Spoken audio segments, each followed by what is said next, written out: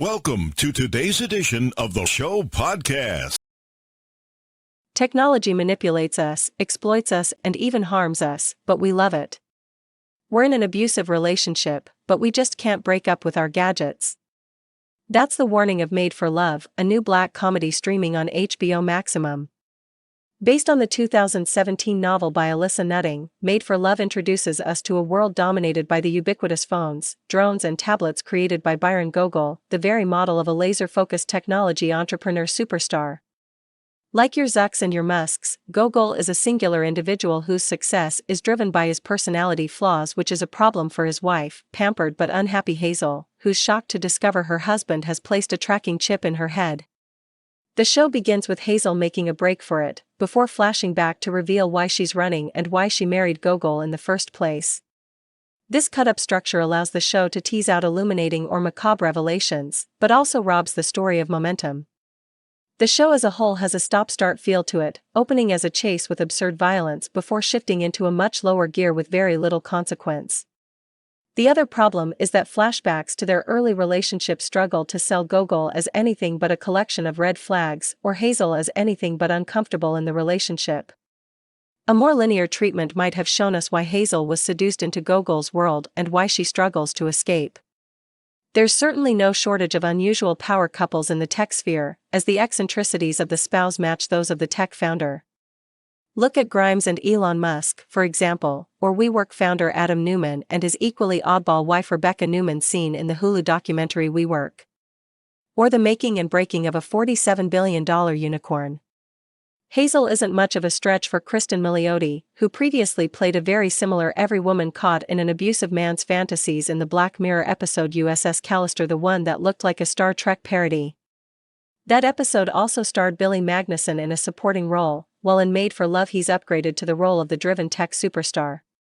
You may recognize the eerily cheekboned actor from scene-stealingly off-kilter performances in the Get Shorty TV series, Netflix's Maniac and Ingrid Goes West, and he's perfectly cast as the blandly handsome but sociopathic founder with a dolphin in his swimming pool who delights as his latest tablet sparks global riot. Magnussen deftly embodies the show's two extremes. He delivers the broadest comedy as an out-of-touch genius who lives in a virtual reality simulation and hates smells, before chilling the blood with horrifying emotional abuse. Magnussen is great at both the deadpan humor and showing the fragile vulnerability of a man who believes his monstrous manipulation is driven by love. Just because characters keep pointing out that the idea of a chip in her head is contrived doesn't make it any less contrived. But the chip works as a metaphor for controlling and emotionally abusive relationships, as Gogol literally lives rent-free in Hazel's head even when she tries to break free.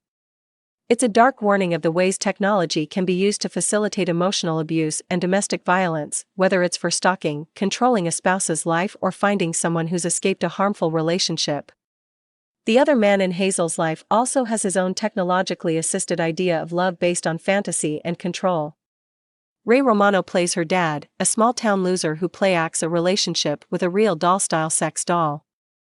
This is a deeply odd subplot that's often just nasty rather than comic, but you can't fault Romano for trying something left field. Best known for Everybody Loves Raymond, perhaps the most network sitcom ever, he seems dedicated now to more offbeat choices like the aforementioned and underrated Get Shorty, working with Scorsese in The Irishman and Mark Duplass in Paddleton. Can we call it a romanescence?